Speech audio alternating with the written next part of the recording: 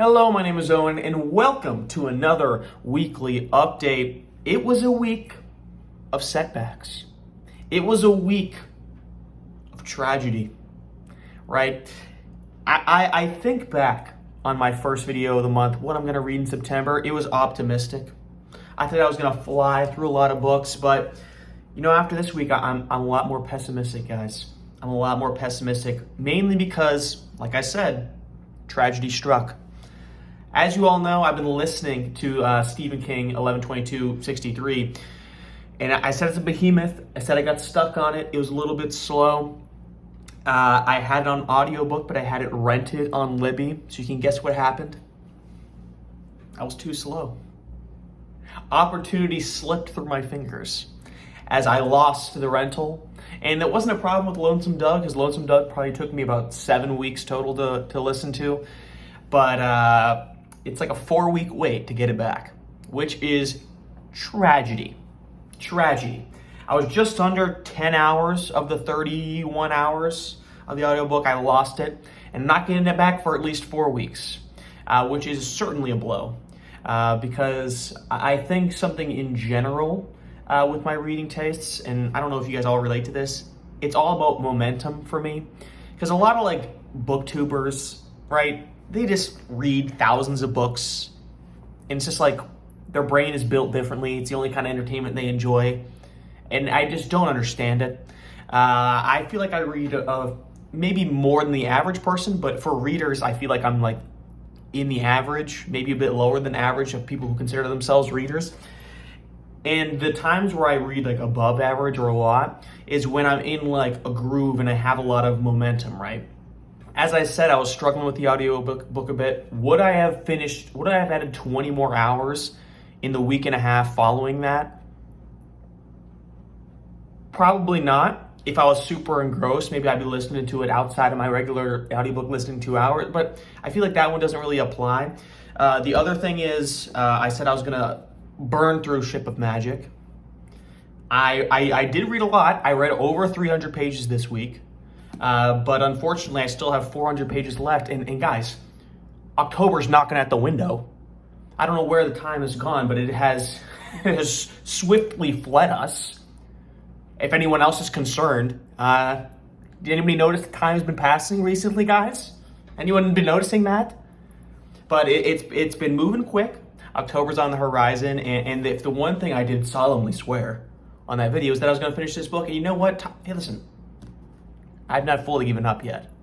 I will try my darndest to read this over the next week, and before time is up, before what I'm going to read in October comes up, if I mention this book, so help me God, there will be a reckoning. Might happen though. Just let you know, might happen. But I've been flying through this book. That's another thing about momentum too, right? It's the part where you're reading the book and you can't put it down, right? Because you usually if you read for normally during your lunch break. That's 30 minutes a day, that's solid, right? But it's when you get home, it's oh my God, I'm in such a great part. I'll read it for another hour as soon as I get home, I can't put it down. That's when you really fly through a book. And I'm really loving Ship of Magic. And I think I'll say this more in my review, but I'll say it again, just in general, about Robin Hobb. One of the finest fantasy authors that I have read. Might be one of my favorite authors. Shooting up the rankings like a rocket ship. That's how much I like this book, because it's different than Farseer Trilogy. It's an ensemble third-person cast as opposed to first person. So it's two different styles that are different. And now I prefer one over the other, right? Because I in terms of Farseer, I'm first person. I love first person. But now this is more traditional fantasy in the sense that a lot more books are third-person ensemble. But Robin Hobb kills that as well. So it's a fantastic book. She's a fantastic author, and I'm really enjoying it. Except just the middle. It's a long book, over 800 pages, and I'm just in the Act 2 slump right now. Not that it's bad, not that I'm not engaged. I'm still reading a bunch of it, but there's no push to the end, right? There's no avalanche, and Robin Hobb is an author like that. It's slice of life. You gotta live with the characters a little bit, and it's what I love about her. And it's some of my favorite parts of Farseer Trilogy, and I am enjoying it. It's just not the part of the book that'll have you sprinting to the end. right? You're sitting with the characters, you're getting to know the characters in their work, in their play, in their life. That way, when the ending hits, it's going to hit like a bulldozer, I'm sure. So I'm really enjoying it. I'm going to dedicate all of my energy to it, to finish it, because we got a week left, right? And then also in terms of momentum, Malazan, I did start House of Chains because I finished up all my videos for Memories of Ice. But it's the beginning of that, right? And that's another long book. And to be the beginning of one book in the act 2 of another book, especially since I'm in crunch time, I had to put that aside. So I'm going to put that aside until I finish this book, which will be this week, fingers crossed. And then October, we're going to start afresh. So I'm 100% in on one book, which I haven't done in months at this point, because I at least had an audiobook cooking. But you know what? Desperate times call for desperate measures. And I think, not that I was too stretched thin, I just think that when I'm reading a lot of long books at the same time, I realize that it puts a strain on me. Because, like, not in terms of you're reading too many books, too many stories keep in your head, but it's too many setups at the same time. That's what I was dealing with. Setting up in Ship of Magic, setting up in Stephen King, setting up in Malazan. It's a little bit slow. I feel like I need to be in a different act for each book that I read. Like if I was in act 3 of my audiobook at this time, I'd be chilling, right? Because that's different paces. Does that make any sense? Is that a theory? Am I a genius? Am I just the smartest person alive?